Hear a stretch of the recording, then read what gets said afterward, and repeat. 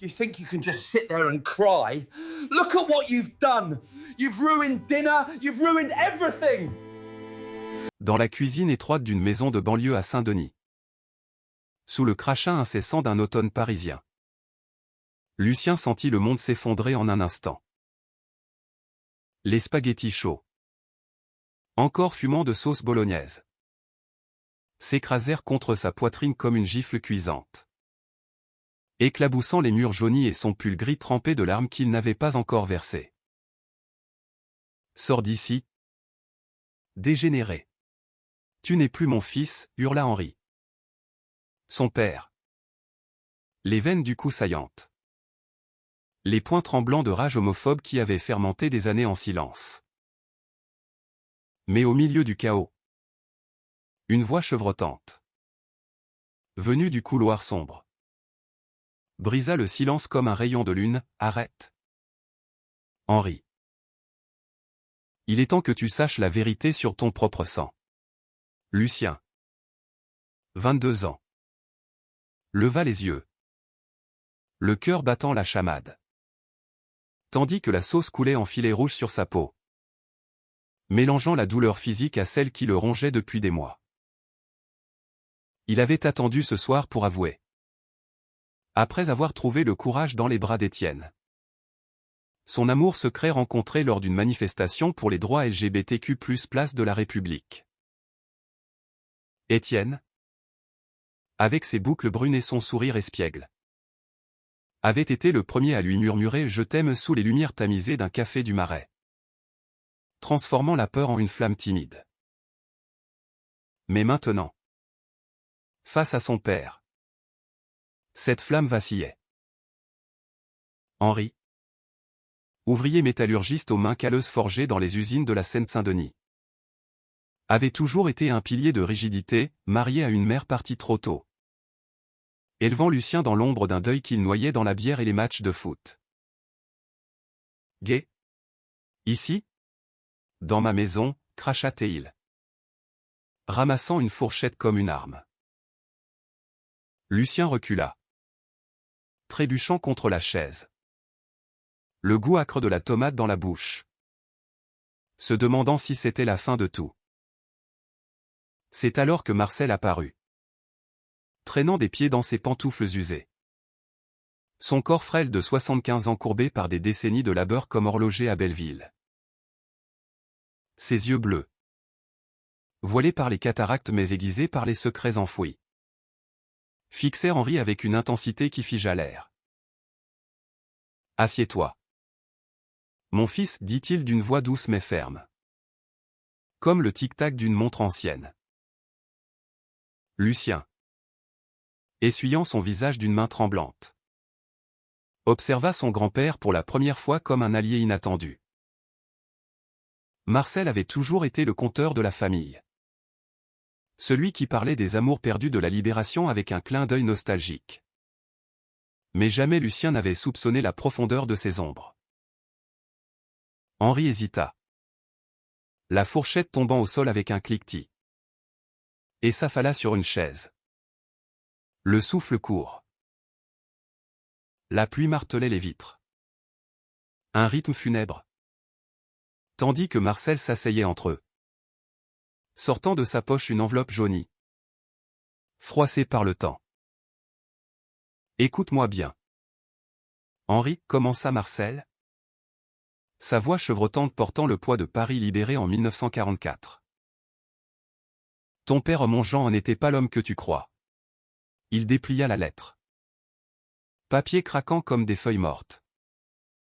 Et lut à voix haute, mon cher Marcel. Sous les bombes, j'ai trouvé en toi plus qu'un frère d'armes.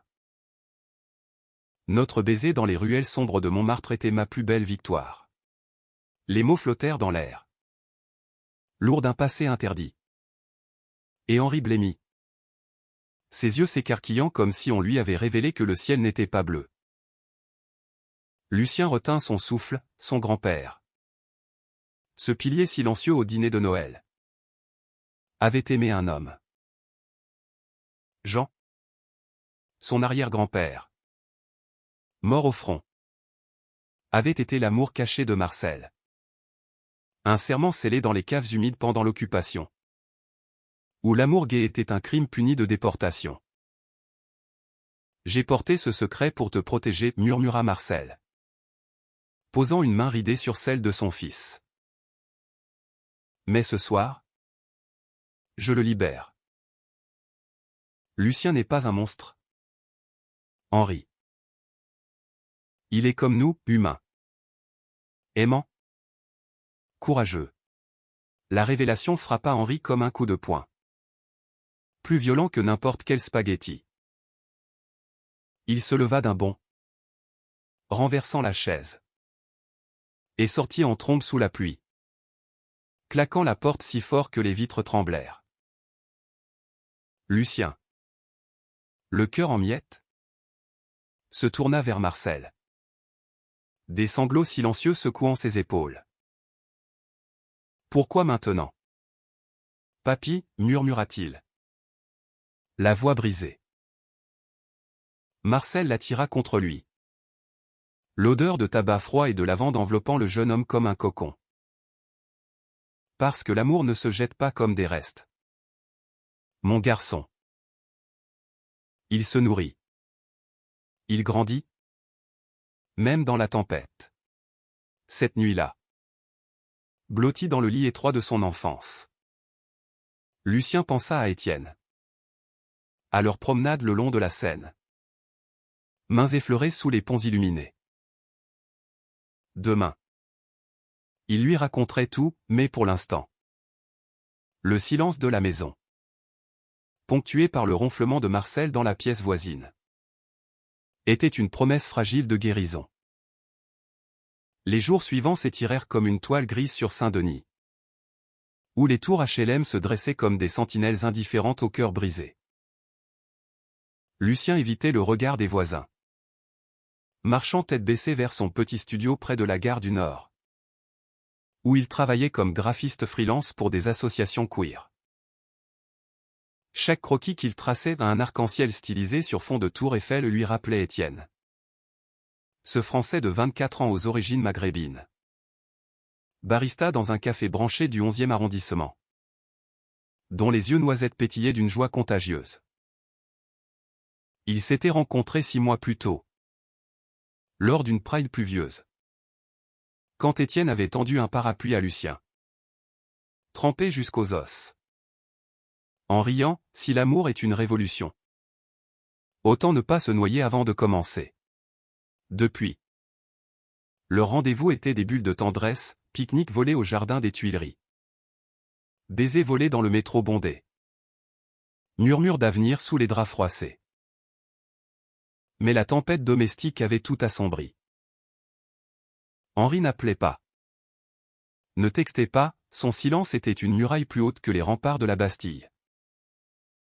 Marcel, lui, veillait comme un gardien discret, il envoyait des SMS maladroits avec des émojis de cœur arc-en-ciel.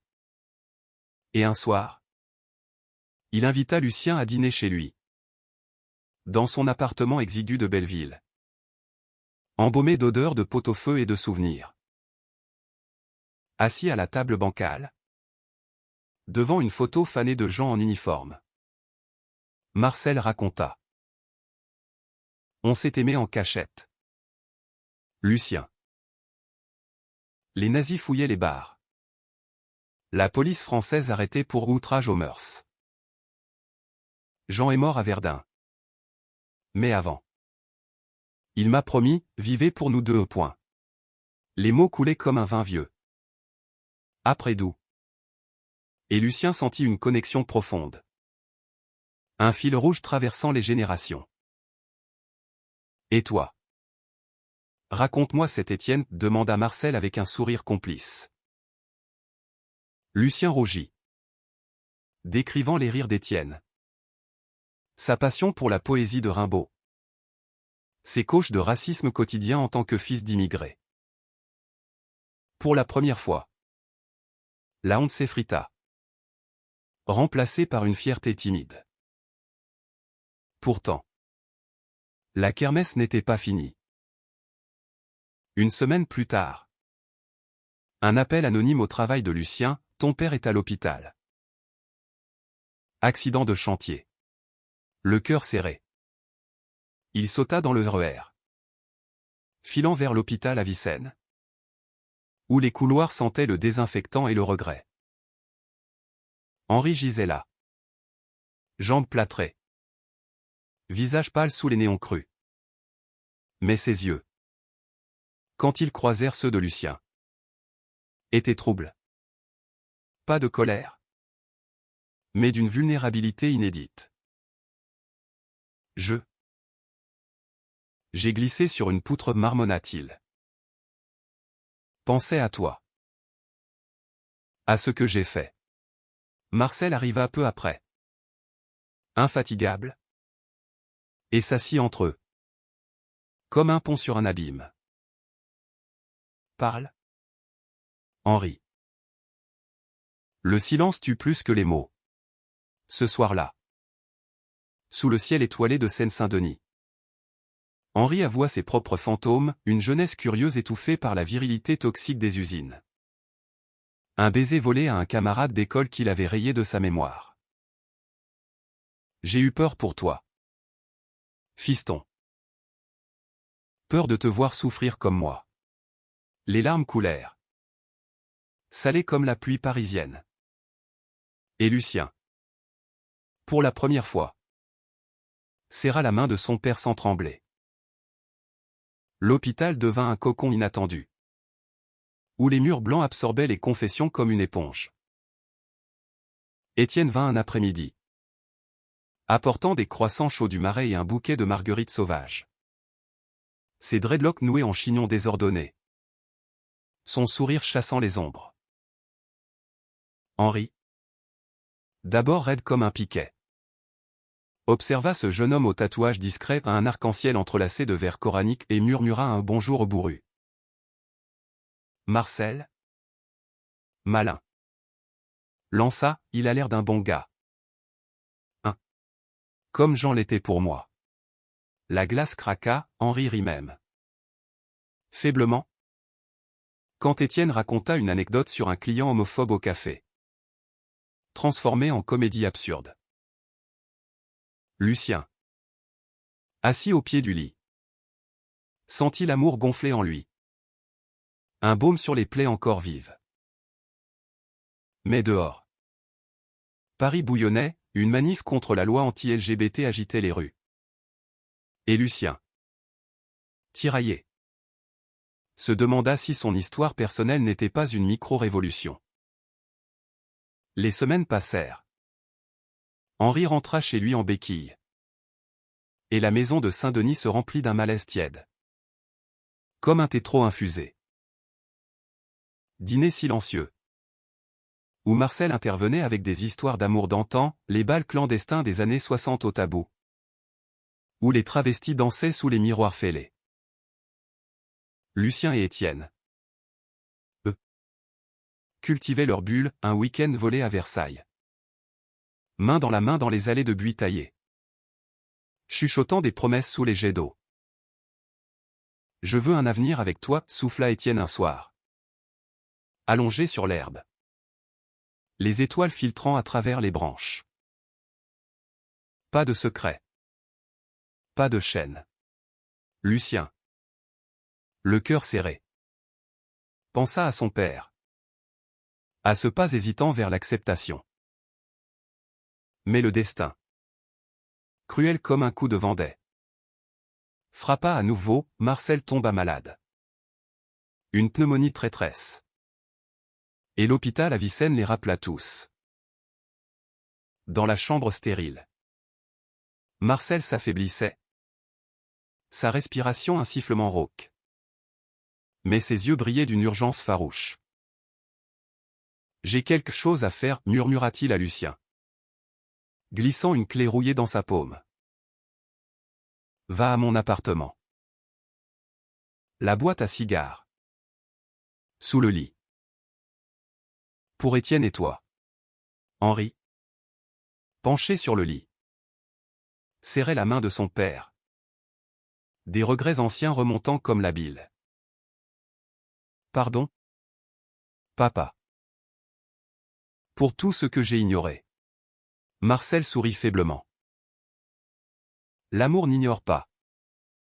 Henri. Il illumine. Lucien fila à Belleville. Le cœur en vrac. Fouillant l'appartement aux murs tapissés de photos jaunies, lui enfant sur les genoux de Marcel. Henri adolescent avec un sourire timide. Dans la boîte. Pas d'or ni de bijoux. Mais un testament holographe. Écrit d'une main tremblante à Lucien et Étienne. Je lègue mon appartement. Que votre amour y fleurisse. Libre comme le mien ne l'a jamais été. Et joint. Une lettre pour Henri, mon fils. Vie s'enchaîne. Ton père t'aimait ainsi. La nouvelle du testament éclata comme une grenade dans la famille fracturée. Henri. Encore en plâtre. Lut la lettre en silence. Ses épaules s'affaissant sous le poids d'une libération qu'il n'avait pas vue venir. Il savait, murmura-t-il à Lucien. Les yeux humides. Pour moi. Petit.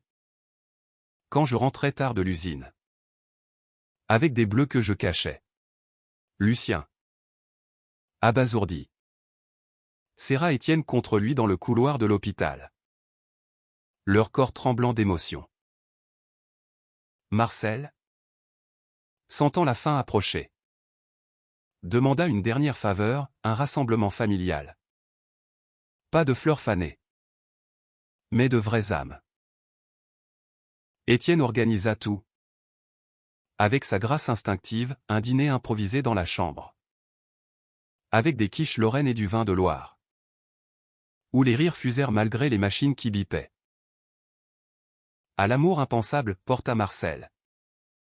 Levant un verre d'une main fébrile. Henri. Pour la première fois. Leva le sien vers Lucien et Étienne. Un toast muet mais chargé. Mais la vie, impitoyable, ne s'arrête pas au lit d'hôpital. Tandis que Marcel luttait.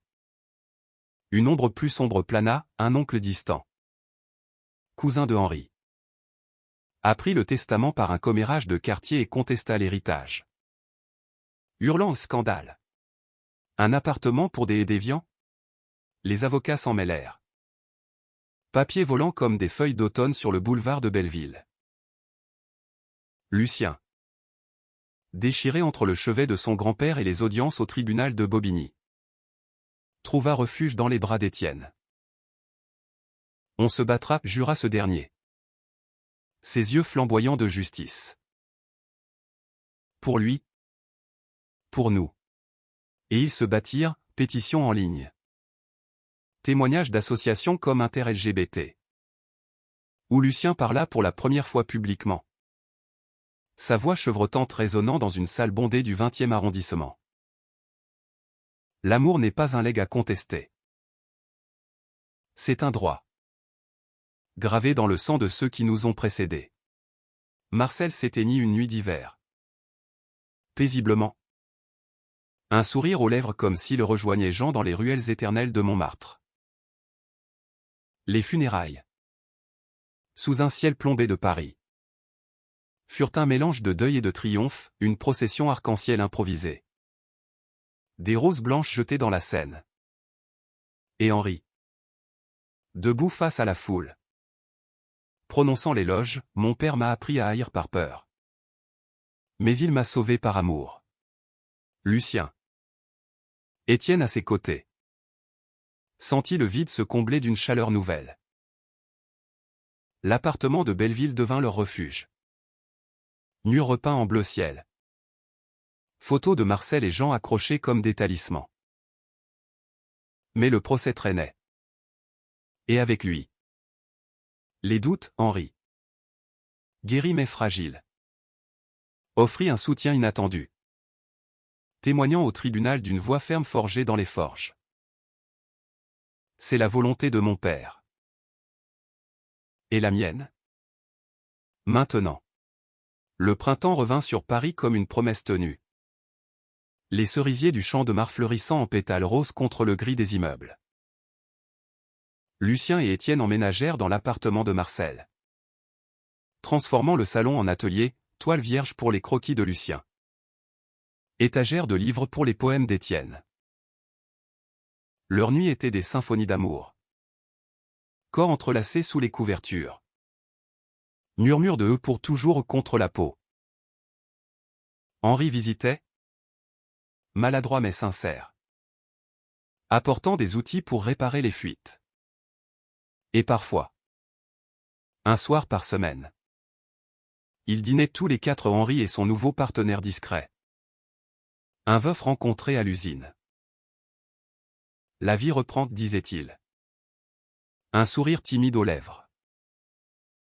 Mais le tribunal de Bobigny, avec ses couloirs froids et ses juges impassibles, menaçait ce fragile équilibre. L'oncle contestataire, un homme aigri de province, dépeignait Marcel comme un pervers des années sombres, ignorant les archives que Lucien déterra, des lettres codées de la Résistance, où l'amour de Jean et Marcel avait sauvé des vies en transmettant des messages.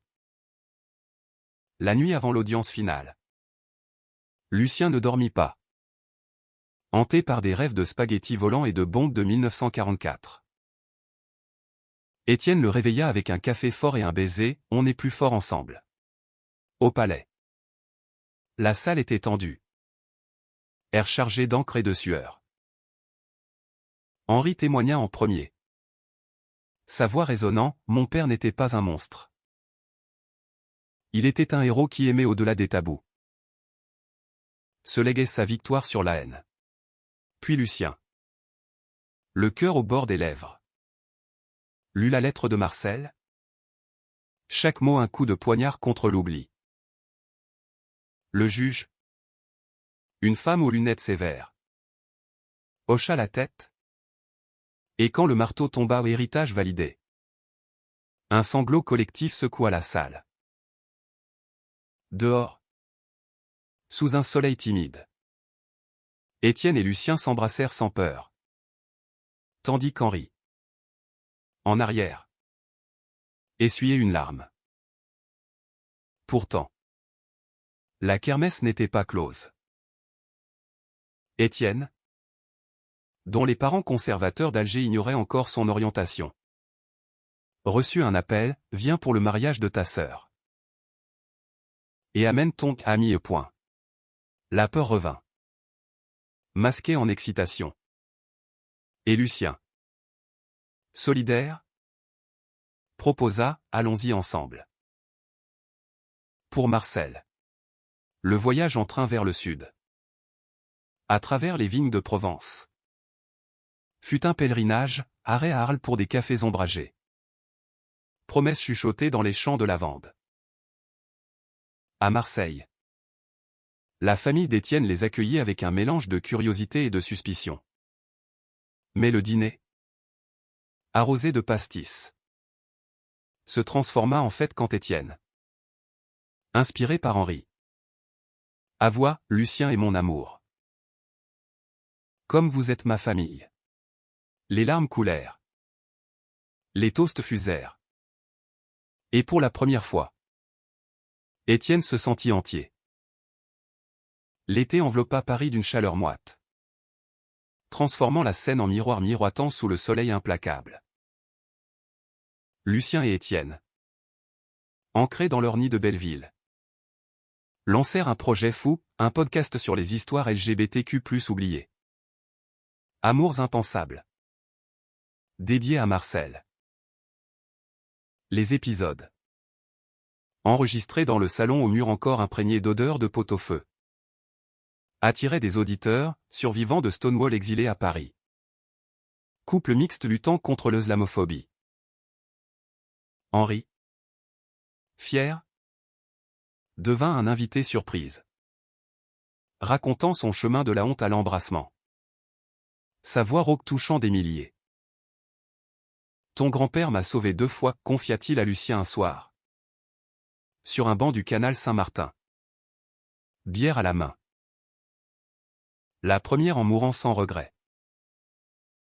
La seconde en te protégeant. Mais Lydie leur tint un écueil, Étienne. Promu manager au café. Dut affronter un harcèlement sournois de clients ultra-conservateurs. Graffiti homophobe sur les vitres.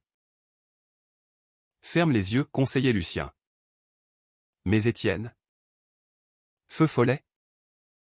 Organisa une contre-manif, à un Pride Café avec drag queens et spoken word. Transformant le lieu en bastion arc-en-ciel. La nuit fut électrique. Musique pulsant jusqu'à l'aube. Mais un incident éclata, un agresseur ivre. Criant des insultes. Brisa une vitre. Lucien. Protégeant Étienne. Reçut un coup au visage. S'encoulant sur le trottoir luisant. La police arriva. Menottes cliquetantes. Et pour la première fois, Lucien goûta à la peur viscérale des rafles d'antan. Henri, alerté, surgit comme un lion.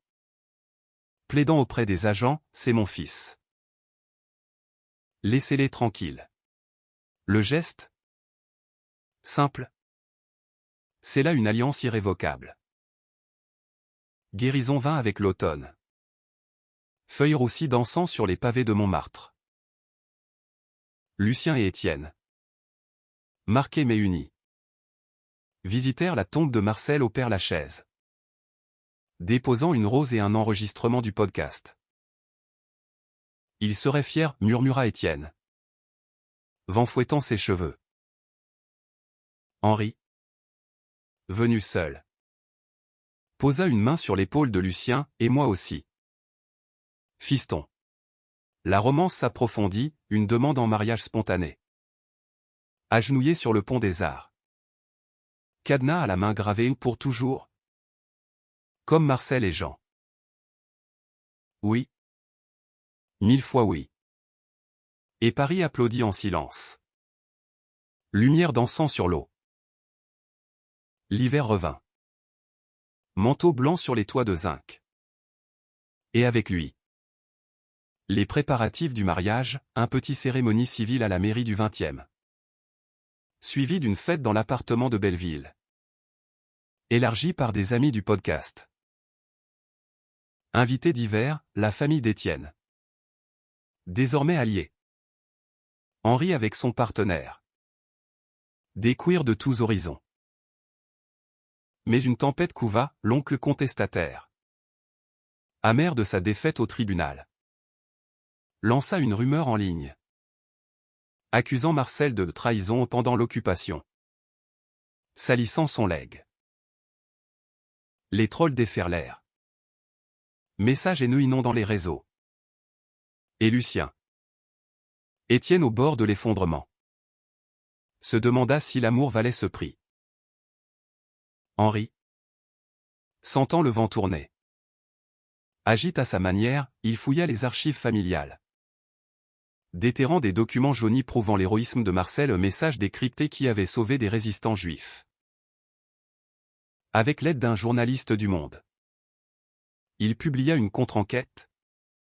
Titre en une, L'amour qui a sauvé Paris. La vague se retourna, l'oncle s'excusa publiquement. Brisé par la vérité. Le mariage? Sous la neige légère? Fut un triomphe, vœu échangé en français et arabe. Alliance simple en argent martelé. Danse folle jusqu'au matin. Lucien. Dans les bras d'Étienne. Sentit l'héritage de Marcel, non pas un poids, mais des ailes. Pourtant, la vie tissa de nouveaux fils. Un an plus tard. Enceinte par FIV. Une amie les choisit comme parents, la parentalité queer. Un nouveau chapitre. Henri. Grand-père improvisé. Tailla des berceaux dans son garage. Murmurant, comme Marcel l'aurait voulu. Paris. Éternel. Veillait, manifestation pour l'égalité. Café bruissant de rire. Scène coulant indifférente mais complice. Les années filèrent comme les pages d'un livre bien lu. Usés mais précieux. Lucien et Étienne. Parents d'un petit Jules aux yeux verts comme son grand-oncle. Élevèrent leur famille dans l'appartement devenu trop petit, mais empli de joie. Le podcast grandit. Livre publié.